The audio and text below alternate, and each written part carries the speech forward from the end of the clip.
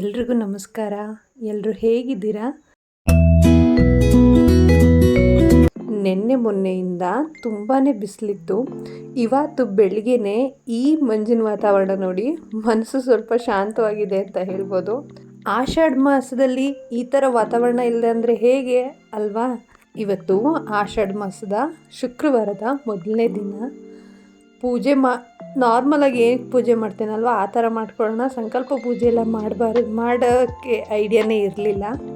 ಆದರೆ ಎಲ್ಲ ಬೆಳಿಗ್ಗೆ ರೆಡಿ ಮಾಡ್ಬೇಕಾದ್ರೆ ಕ್ಲೀನ್ ಮಾಡ್ಬೇಕಾದ್ರೆ ಅನ್ನಿಸ್ತು, ಇಲ್ಲ ಸಂಕಲ್ಪ ಪೂಜೆ ಒಂದು ಮಾಡ್ಕೊಳ್ಳೋಣ, 4 ವಾರ ಅಲ್ವಾ, ಆರಾಮಾಗಿ ಮಾಡಬಹುದು ಅಂತ ಅಂದ್ಕೊಂಡು ಇಲ್ಲಿ ಮಾಡ್ಕೋತಾ ಇದ್ದೀನಿ. ತುಂಬ ವಿಧಿವಿಧಾನದಲ್ಲಿ ಮಾಡ್ತಾರೆ. ಇದು ನನ್ನ ಮನಸ್ಸಿಗೆ ಏನು ಅನ್ನಿಸ್ತು ಆ ರೀತಿ ಒಂದೇ ವಿಷಯನ ಮನಸ್ಸಲ್ಲಿ ಇಟ್ಕೊಂಡು ದೇವರಿಗೆ ತುಪ್ಪದ ದೀಪ ಹಚ್ಚಿ ಪೂಜೆ ಮಾಡ್ತಿದ್ದೀನಿ. ಈ 4 ಶುಕ್ರವಾರನೂ ಮಾಡೋಣ ಅಂತ ಅಂದ್ಕೊಂಡಿದ್ದೀನಿ. ಈ ತುಪ್ಪ ಏನು ನೋಡ್ತಿದ್ದೀರಲ್ವಾ, ನಾನೇನೇ ಮನೇಲಿ ಮಾಡಿದ್ದು. ತುಂಬ ಚೆನ್ನಾಗಿತ್ತು. ಇಷ್ಟು ಮರಳಾಗಿ ಬಂದಿದೆ ಅನ್ನೇ ಅಂದ್ಕೊಂಡಿರಲಿಲ್ಲ. ತುಂಬ ಕಡಿಮೆ ಹಾಲು. ನಾನು 3 ದಿನಕ್ಕೆ ಒಂದು ಸಲ ಅರ್ಧ ಲೀಟ್ರ್ ಹಾಲು ತರಿಸ್ತೀನಿ.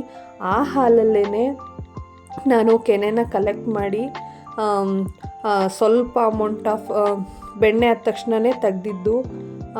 ಚೆನ್ನಾಗಿ ಬರಲ್ಲ ಅಂತ ಅಂದ್ಕೊಂಡಿದ್ದೆ. ಬಟ್ ಅವತ್ತು ನೋಡೋದಕ್ಕೆ ಎಷ್ಟು ಚೆನ್ನಾಗಿತ್ತು.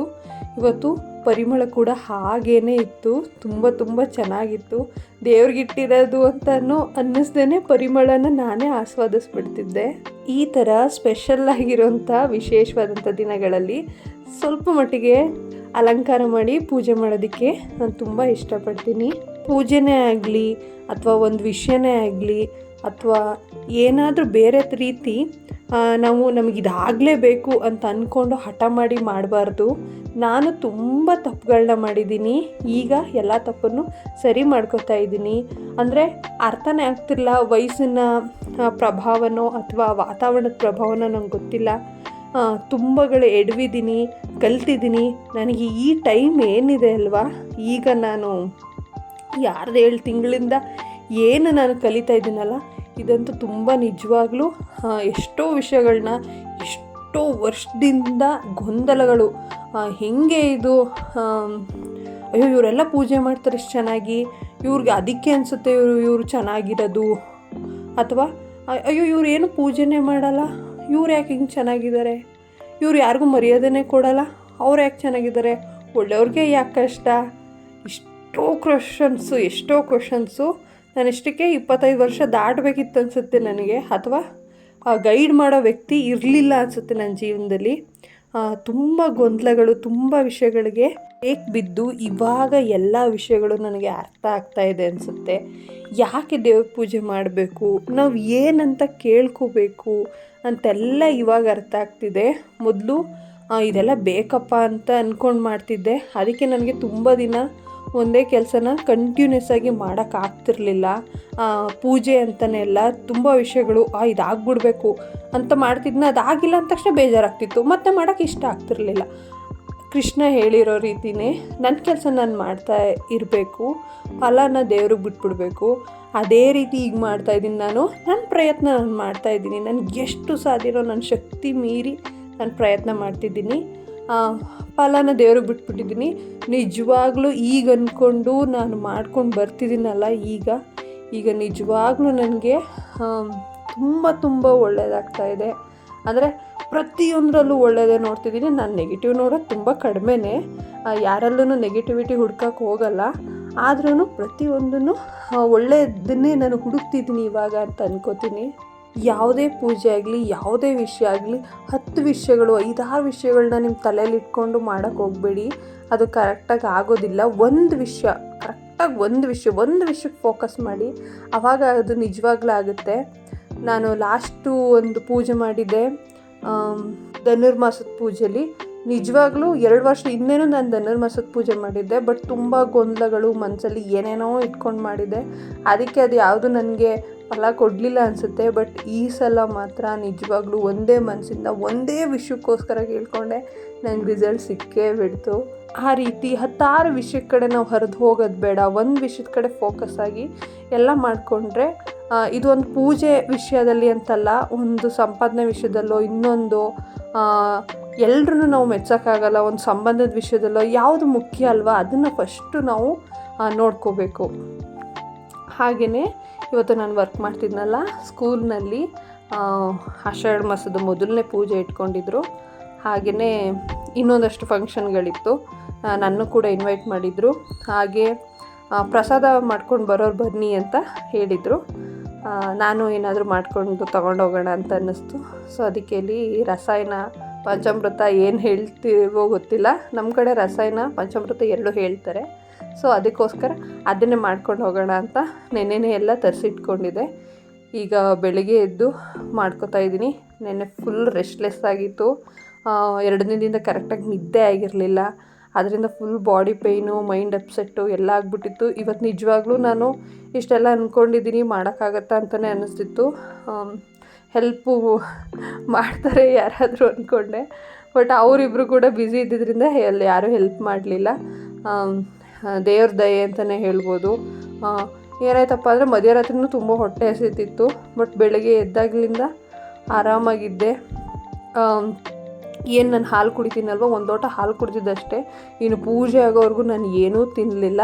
ಪೂಜೆ ಮುಗಿಯೋಷ್ಟರಲ್ಲಿ 10:30 ಆಗಿತ್ತು. ಅಲ್ಲಿವರೆಗೂ ನನ್ನ ಪಾಪು ಕೂಡ ನನಗೆ ಸಪೋರ್ಟ್ ಮಾಡಿತು. ಒಳ್ಳೆ ರೀತಿಲೇ ಪೂಜೆ ಮಾಡ್ಕೋಬೋದು ಆರಾಮಾಗಿ. ಇಷ್ಟು ದಿನ 7:30-8 ಗಂಟೆಗೇ ಹೊಟ್ಟೆ ಹಸಿಯೋಕ್ಕೆ ಶುರುವಾಗ್ಬಿಡ್ತಿತ್ತು, ತಿಂದೇ ಇರೋಕ್ಕೆ ಆಗಲ್ಲ ಅನ್ನೋಷ್ಟು ಇರ್ತಿತ್ತು. ಬಟ್ ಆದರೆ ಇವತ್ತು ಪರವಾಗಿಲ್ಲ, 10:30 ತನಕ ನಾನು ಆರಾಮಾಗೇ ಇದ್ದೆ. ಏನೂ ಕಷ್ಟ ಅಂದ್ಕೊಂಡೇನು ಪೂಜೆ ಮಾಡಲಿಲ್ಲ. ಈ ಪ್ರಸಾದ ಏನೇ ಇದ್ರೂ ನನಗೆ ಒಂದು ಮನಸ್ಸಿಂದ ಖುಷಿಯಿಂದ ಮಾಡಿ ತೊಗೊಂಡೋಗ್ಬೇಕು ಅಂತಲೇ ತೊಗೊಂಡೋದೆ. ತುಂಬ ಚೆನ್ನಾಗಾಗಿತ್ತು. ತುಂಬ ಹೊತ್ತು ನಿಂತ್ಕೊಂಡು ಮಾಡೋಕ್ಕಾಗ್ತಿರ್ಲಿಲ್ಲ, ಆದ್ರೂ ಎಲ್ಲ ಮುಗಿಸ್ಕೊಬಿಡೋಣ, ಇವತ್ತೊಂದಿನ ತಾನೇ ಪ್ರತಿದಿನ ಮಾಡ್ತೀವ ಅಂತ ಅಂದ್ಕೊಂಡು ಸ್ವಲ್ಪ ನನ್ನನ್ನು ನಾನೇ ಪುಷ್ ಮಾಡಿಕೊಂಡು ಎಲ್ಲ ಕೆಲಸಗಳನ್ನೂ ಮಾಡ್ಕೋತಾ ಇದ್ದೀನಿ. ನಾನು ಫಸ್ಟು ಪಚ್ಚಬಾಳೆಹಣ್ಣು ತರಿಸ್ಕೊಂಡಿದ್ದೀನಿ. ರಸಾಯನಗೆ ಪಚ್ಚಬಾಳೆಹಣ್ಣೆ ತುಂಬ ರುಚಿ ಬರೋವಂಥದ್ದು. ಅದಕ್ಕೆ ಪಚ್ಚಬಾಳೆಹಣ್ಣು ಕಟ್ ಮಾಡಿಕೊಂಡು ಅದಕ್ಕೆ ಅದಾದಮೇಲೆ ಬೆಲ್ಲ ಹಾಕ್ಕೊಂಡಿದ್ದೀನಿ. ಬೆಲ್ಲ ಹಾಕಿದ್ಮೇಲೆ ಏಲಕ್ಕಿ ಪುಡಿಗೆ ಆದಮೇಲೆ ನಾನು ಕಡಲೆಪುರಿ, ಇದು ನಮ್ಮ ಕಡೆ ಕಡಲೆಪುರಿ ಹಾಕ್ತಾರೆ. ಕಡಲೆಪುರಿ ಸಿಕ್ಕಿಲ್ಲ ಅಂದರೆ ಅವಲಕ್ಕಿನ ಸ್ವಲ್ಪ ನೀರಲ್ಲಿ ನೆನೆಸ್ಬಿಟ್ಟು 1 ನಿಮಿಷದಷ್ಟು ನೆನೆಸ್ಬಿಟ್ಟು ಹಿಂಡ್ಬಿಟ್ಟು ಹಾಕ್ಬೋದು. ಕಡಲೆಪುರಿ ಸಿಕ್ತಲ್ಲ, ಕಡಲೆಪುರಿ ಹಾಕಿದ್ರೇ ಕ್ರಂಚಿ ಥರ ಚೆನ್ನಾಗಿರುತ್ತೆ ಅವಲಕ್ಕಿಗಿಂತನೂ. ಅದಕ್ಕೆ ಕಡಲೆಪುರಿ ತರಿಸ್ಬಿಟ್ಟು ಹಾಕ್ಕೊಂಡೆ. ಇಷ್ಟೇ. ಇದ್ರ ಮೇಲೆ ಸ್ವಲ್ಪ ಕಾಯಿ ತುರಿ ಹಾಕಬೇಕು, ಗುಡ್ ಅಮೌಂಟ್ ಆಫ್ ಕಾಯಿ ತುರಿ ಹಾಕ್ಕೊಂಡು ಪ್ರಸಾದನ ರೆಡಿ ಮಾಡಿಕೊಂಡು ನಾನು ರೆಡಿಯಾಗಿಬಿಟ್ಟು ಹೊರಡಬೇಕು. ಟೈಮ್ ಆಗೋಗ್ತಿದೆ ಅನಿಸ್ತು. ಒಳ್ಳೆ ಟೈಮ್ಗೆ ಸ್ವಲ್ಪ ಲೇಟಾಗಿ ಬನ್ನಿ ಅಂತಲೇ ಹೇಳಿದ್ರು. ಒಳ್ಳೆಯದೇ ಆಯ್ತಪ್ಪ, ಎಲ್ಲ ಒಳ್ಳೆಯದೇ ಆಗ್ತಾಯಿದೆ ಅಂತ ಅಂದ್ಕೊಂಡು ನಿಧಾನಕ್ಕೆ ನಾನು ಹೊರಟೆ. ಇಲ್ಲಿ ನಾನು ಮನೇಲಿ ಪೂಜೆ ಮಾಡೋದಕ್ಕೆ ಸ್ವಲ್ಪ ಪ್ರಸಾದನ ಎತ್ತಿಟ್ಕೊತಾ ಇದ್ದೀನಿ. ಮತ್ತು ಉಳಿದಿದ್ದನ್ನು ಅಲ್ಲಿಗೆ ತೊಗೊಂಡೋಗೋದಕ್ಕೆ 1 ಸ್ಪೂನ್ ಹಾಕಿ ಅದನ್ನು ಎತ್ತಿಟ್ಕೊತಾ ಇದ್ದೀನಿ. 6-7 ತಿಂಗಳು ಆದಮೇಲೆ ಸೀರೆ ಹಾಕೋತಾ ಇದ್ದೀನಿ. ನಾನು ಡ್ರೆಸ್ ಹಾಕ್ಕೊಂಡು ಹೋಗೋಣ ಅಂತಲೇ ಅಂದ್ಕೊಂಡೆ, ಅದೇ ಸೀರೆ ಹಾಕ್ಕೊಂಡೇ ಬರಬೇಕು ಅಂತ ಹೇಳಿದ್ರು. ಸೊ ಸರಿ ಸೀರೆ ಹಾಕ್ಕೊಳ್ಳೋಣ ಅಂತ ಈ ಸೀರೆನ ಸೆಲೆಕ್ಟ್ ಮಾಡ್ಕೊಂಡಿದ್ದೀನಿ. ಈ ಸೀರೆಯಲ್ಲಿ ರೆಡಿ ಆಗೋಣ ಅಂತ. ನಂಗೆ ಸೀರೆ ಅಂದರೆ ತುಂಬ ಇಷ್ಟ. ನನ್ನ ಜಾಬಲ್ಲಿ ಎವ್ರಿಡೇ ಸೀರೆ ಹಾಕಬೇಕಂದಾಗ ತುಂಬ ಖುಷಿ ಆಗ್ತಿತ್ತು. ಆದರೆ ಈ ಟೈಮಲ್ಲಿ ಸೀರೆ ಹಾಕ್ಕೊಳ್ಳೋದು ಸ್ವಲ್ಪ ಹಿಂಸೆ ಅಂತಲೇ ಅನಿಸುತ್ತೆ. ಆದ್ದರಿಂದ ಸೀರೆ ಹಾಕ್ತಿರ್ಲಿಲ್ಲ. ಇವತ್ತು ಹಾಕ್ಕೊಂಡೇ ಬರಬೇಕಂತ ಹೇಳಿದ್ರಲ್ಲ, ಸರಿ ಸೀರೆ ಹಾಕ್ಕೊಂಡು ಹೋಗೋಣ ಅಂತ ಸೀರೆನೇ ಹಾಕ್ಕೊಂಡಿದ್ದೀನಿ. ಇವಾಗ ನಾನಿಲ್ಲಿ ದೀಪ ಹಚ್ತಾ ಇದ್ದೀನಿ. ಇನ್ನೊಂದು ವಿಷಯ ಏನು ಗೊತ್ತಾ, ಯಾರೋ ಹೇಳಿದ್ರು ಅಂತನೋ ಅಥವಾ ಇವ್ರು ಮಾಡ್ತಿದ್ದಾರೆ ನಾವು ಅದನ್ನು ಮಾಡಿದ್ರೆ ನಾವು ಹೀಗಾಗ್ಬೋದು ಅಂತನೋ ಯಾವ ವಿಷಯನೂ ಮಾಡೋಕ್ಕೆ ಹೋಗಬೇಡಿ. ನಿಮ್ಮ ಮನಸ್ಸಿಂದ ನಿಮ್ಮ ಆತ್ಮತೃಪ್ತಿಗೆ ಏನು ಅನಿಸುತ್ತಲ್ವ ಅದನ್ನು ಮಾಡಿ. ನೀವು ಖುಷಿಯಿಂದ ಏನು ಮಾಡ್ಬೇಕು ಅನ್ಕೋತೀರ ಅದನ್ನು ಮಧ್ಯರಾತ್ರಿಲಿ ಎದ್ದು ಮಾಡಬೇಕು ಅನ್ಸಿದ್ರು ನೀವು ಎದ್ದು ಮಾಡೇ ಮಾಡ್ತೀರಾ. ಅಥವಾ ಇನ್ನೊಬ್ಬರನ್ನ ಮೆಚ್ಚೋಕ್ಕೋಸ್ಕರ ಅಥವಾ ಅವ್ರು ಮಾಡ್ತಿದ್ದಾರೆ ನಮಗೂ ಹಾಗೆ ಆಗ್ಬಿಡುತ್ತಪ್ಪ ನಾಳೆಗೆ ಅಂತ ಅಂದ್ಕೊಂಡು ನೀವು ಮಾಡಿದ್ರೆ ನಿಜವಾಗ್ಲೂ, ಯಾಕೆಂದರೆ ಆ ವಿಷಯದಲ್ಲಿ ನೀವು ಖುಷಿನೇ ಪಡ್ತಿರಲ್ವಲ್ಲ, ನಿಮ್ಗೆ ನೆಮ್ಮದಿನೇ ಇರಲ್ವಲ್ಲ, ಆವಾಗ ನಿಮಗೆ ಹೆಂಗೆ ಅದರಿಂದ ಒಳ್ಳೆಯದಾಗುತ್ತಲ್ವ, ಆ ವಿಷಯ ಹೆಂಗೆ ನಡೆಯುತ್ತೆ. ನೀವು ಯಾವ ವಿಷಯ ಅಂದ್ಕೊಂಡಿದ್ದೀರಾ, ನಿಮ್ಗೆ ಈ ರೀತಿ ಪೂಜೆ ಮಾಡೋದು ಅಥವಾ ಈ ಕೆಲಸ ಇಷ್ಟ ಇಲ್ಲ ಅಂದರೆ ಪರವಾಗಿಲ್ಲ, ಸಮಯ ತಗೊಳ್ಳಿ, ಇನ್ನೊಂದು ಯಾವ ಕೆಲಸ ಇಷ್ಟನೋ ಆ ಕೆಲಸನ ಮಾಡಿ. ಯಾರನ್ನೋ ಮೆಚ್ಚೋಕ್ಕೋಸ್ಕರ ಅಥವಾ ಅವ್ರು ಇನ್ನೊಬ್ಬರ ಮೇಲೆ ಹತ್ಸೋಕ್ಕೋಸ್ಕರ ಯಾವ ಕೆಲಸನೂ ಮಾಡಬೇಡಿ. ಉದಾಹರಣೆಗೆ ನಮ್ಮ ದೇಶದಲ್ಲಿ ಎಜುಕೇಷನ್ನೇ ತಗೊಳ್ಳಿ, ತುಂಬ ಈಗ ಇತ್ತೀಚೆಗೆ ಚೇಂಜ್ ಆಗಿದೆ, ಆದರೆ ಇನ್ನೂ ತುಂಬ ಕಡೆ ಅರ್ಧದಷ್ಟು ಜನ ಬೇರೆಯವ್ರಿಗೋಸ್ಕರನೇ ಓದಿಸ್ತಿದ್ದೀರ ಮಕ್ಕಳನ್ನ, ಬೇರೆಯವ್ರಿಗೋಸ್ಕರನೇ ಬೆಳೆಸ್ತಿರ್ತೀರ, ಕಂಪೇರ್ ಮಾಡ್ತೀರಾ, ಕಾಂಪಿಟೇಷನ್ಗಿಳಿಸ್ತೀರಾ. ನಿಮ್ಮ ಮಗು ಯಾವುದೋ ವಿಷಯದಲ್ಲಿ ಉತ್ತಮವಾಗಿ ಮೇಲೆ ಬರ್ತಾ ಇರುತ್ತೆ, ನೀವೇ ಅದನ್ನು ಕಡೆಗಣಿಸ್ಬಿಡ್ತೀರಾ. ಏನಿಷ್ಟ ಅದ್ರ ಮೇಲೆ ಫೋಕಸ್ ಮಾಡಿಸಿ, ಆವಾಗ ಅವರು ಅದರಲ್ಲೇ ಮುಂದೆ ಬರ್ತಾರೆ. ಗ್ರೇಟ್ ಪೇಂಟರ್ ಅಂದರೆ ಪೇಂಟ್ ಆರ್ಟಿಸ್ಟ್ ಪಿಕಾಸೋ ಅವ್ರ ಬಗ್ಗೆ ಗೊತ್ತಲ್ವಾ, ಅವ್ರ ಅಮ್ಮಂಗೆ ಹೇಳಿದ್ರಂತೆ, ಅಮ್ಮ ನಾನು ಪೇಂಟರ್ ಆಗಬೇಕು, ನಾನು ಪೇಂಟ್ ಆರ್ಟಿಸ್ಟ್ ಆಗಬೇಕು ಅಂತ ಹೇಳಿದ್ರಂತೆ. ಅವರಮ್ಮ ಏನು ಹೇಳಿದ್ರಂತೆ ಗೊತ್ತಾ? ನಮ್ಮ ಕಡೆ ಆಗಿದ್ರೆ ಏನು ಹೇಳ್ತಿದ್ರು, ಅಯ್ಯೋ ನೀನು ಬಣ್ಣ ಹೊಡೆಯೋನಾಗ್ತೀಯಾ ಅಂತ ಹೇಳ್ತಿದ್ರು. ಅದು ಅವರಮ್ಮ, ನೀನು ಏನಾದರೂ ಆಗು, ಆದರೆ ನೀನು ಯಾವ ಕೆಲಸದಲ್ಲಿದ್ದೀಯಲ್ವ, ಏನು ಮಾಡ್ತೀಯಲ್ವ, ಅದರಲ್ಲಿ ನಿನ್ನನ್ನು ಮೀರ್ಸೋಕ್ಕೆ ಯಾರೂ ಇರಬಾರ್ದು, ನೀನೇ ಫಸ್ಟ್ ಆಗಿರಬೇಕು. ಈಗ ಅಲ್ವಾ ಪಿಕಾಸೋನೇ ಗ್ರೇಟೆಸ್ಟ್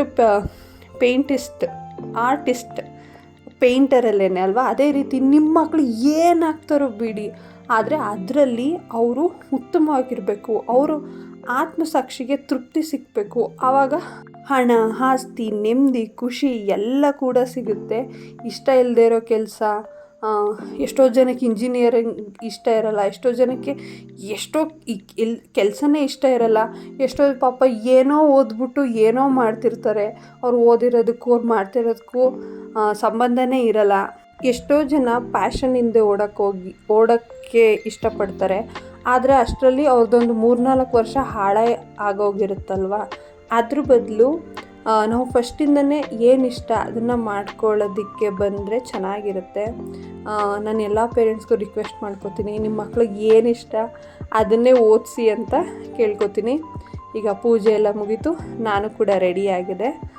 ಬೆಳಿಗ್ಗೆ ತಿಂಡಿಗೆ ರೆಡ್ ಅವಲಕ್ಕಿ ಹಾಕಿ ಉಪ್ಪಿಟ್ಟು ಮಾಡಿದ್ದೆ, ಅದನ್ನೇ ತಿನ್ಕೊಂಡು ಹೊರಡ್ತಾ ಇದ್ದೀನಿ. ಚಾಮುಂಡೇಶ್ವರಿ ಪೂಜೆ ಅಂತ ಹೇಳಿದ್ನಲ್ಲ, ಪೂಜೆ ಎಲ್ಲ ಈ ರೀತಿ ಚೆನ್ನಾಗಿ ನಡೀತಾ ಇತ್ತು. ಹಿಂದೆಲ್ಲ ಅಲಂಕಾರ ತುಂಬ ಚೆನ್ನಾಗಿ ಮಾಡಿದರು. ಹಾಗೆಯೇ ಎಲ್ಲರೂ ಕೂಡ ಅವ್ರವ್ರ ಮನೆಯಿಂದ ಸ್ವಲ್ಪನೇ ಪ್ರಸಾದಗಳನ್ನ ಮಾಡ್ಕೊಂಡು ಬಂದಿದ್ದರು. ಅದು ಕೂಡ ತುಂಬಾ ಚೆನ್ನಾಗಿತ್ತು. ಪೂಜೆ ಎಲ್ಲ ತುಂಬ ಚೆನ್ನಾಗೋಯಿತು. ಪ್ರತಿಯೊಬ್ಬರು ತುಂಬ ಸಂತೋಷಪಟ್ವಿ.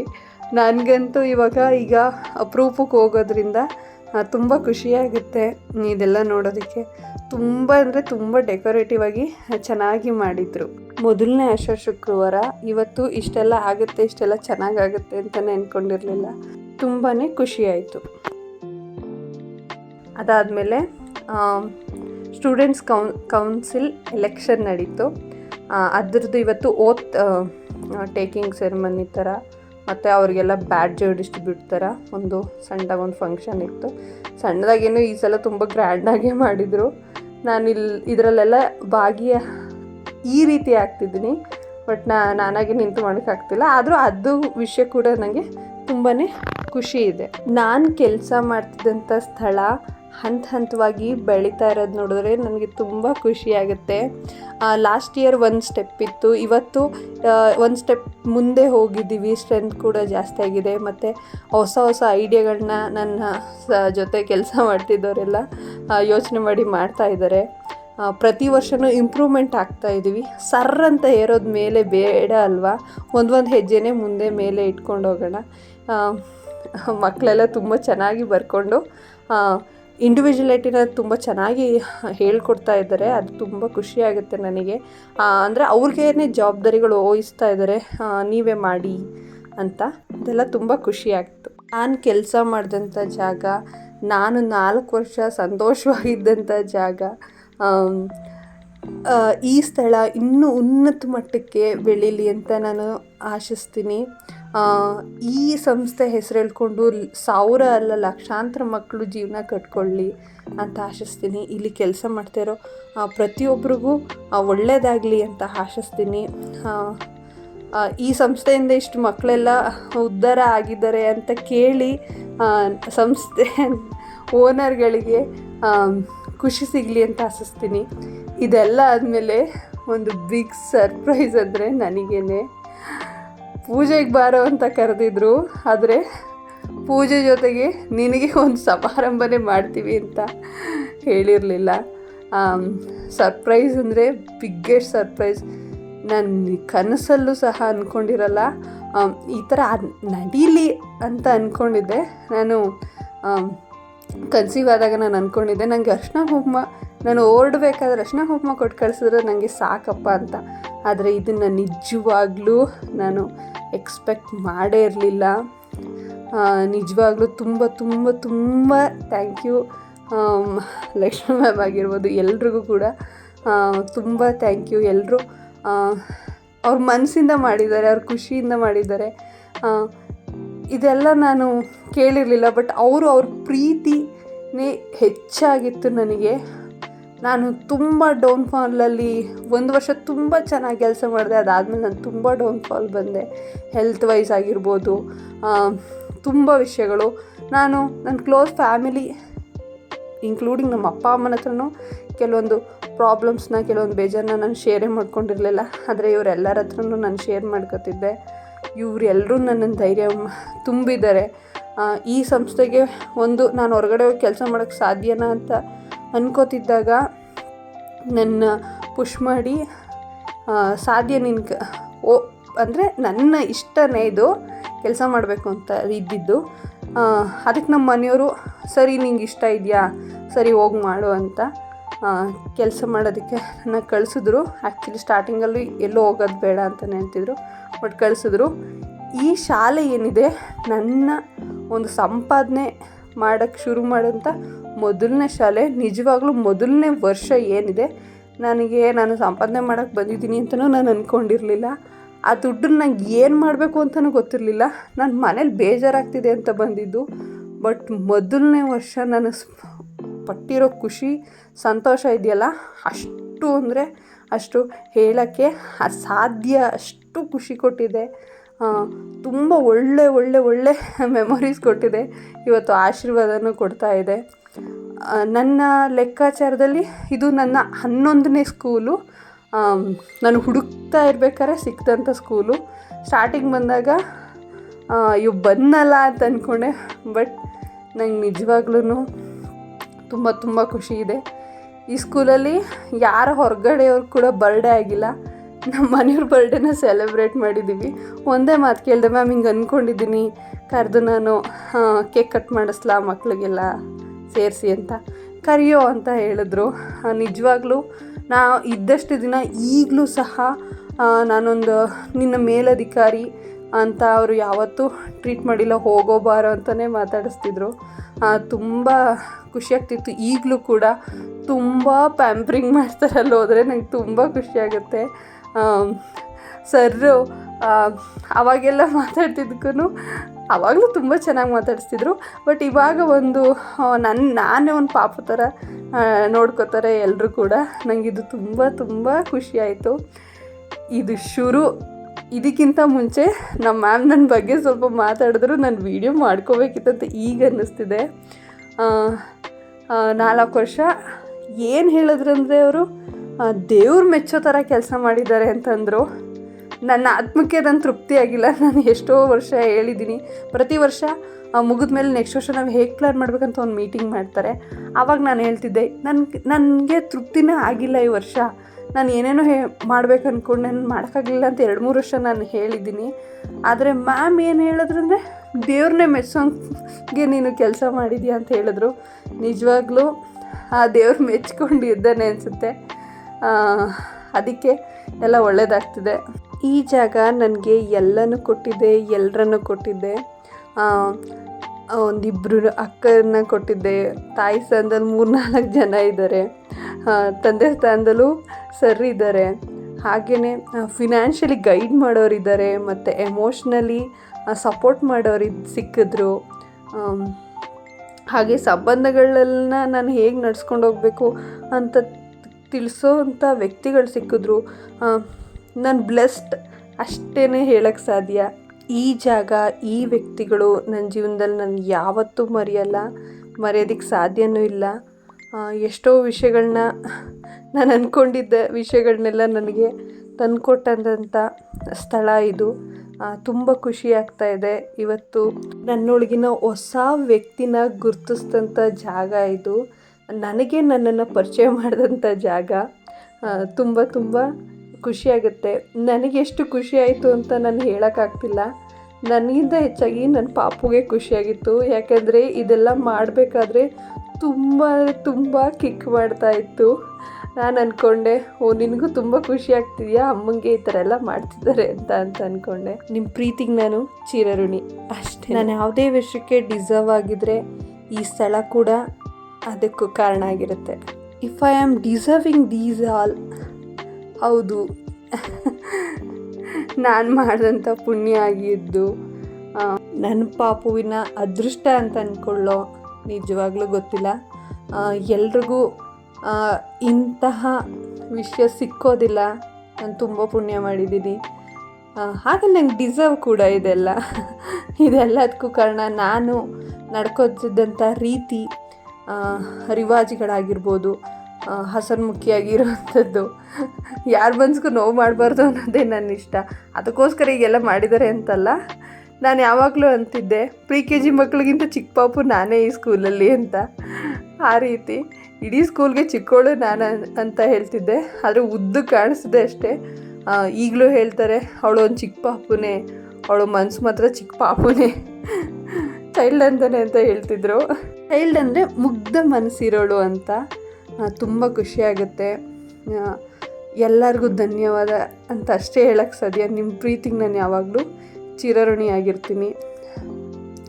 ತುಂಬ ಥ್ಯಾಂಕ್ ಯು. ಈ ವಿಡಿಯೋ ನೋಡಿ ನಿಮಗೂ ಏನಾದರೂ ಇಷ್ಟ ಆಗಿದರೆ, ಸ್ವಲ್ಪನಾದ್ರು ಏನಾದರೂ ಒಳ್ಳೆ ಇನ್ಫಾರ್ಮೇಷನ್ ಸಿಕ್ತಪ್ಪ ಅನಿಸಿದ್ರೆ ಲೈಕ್, ಶೇರ್, ಸಬ್ಸ್ಕ್ರೈಬರ್ಸ್ ಈ ಪುಟಾಣಿ ಯೂಟ್ಯೂಬರ್ನ ಸಪೋರ್ಟ್ ಮಾಡಿ. ಬಾಯ್ ಮುಂದಿನ ವೀಡಿಯೋದಲ್ಲಿ ಸಿಗೋಣ.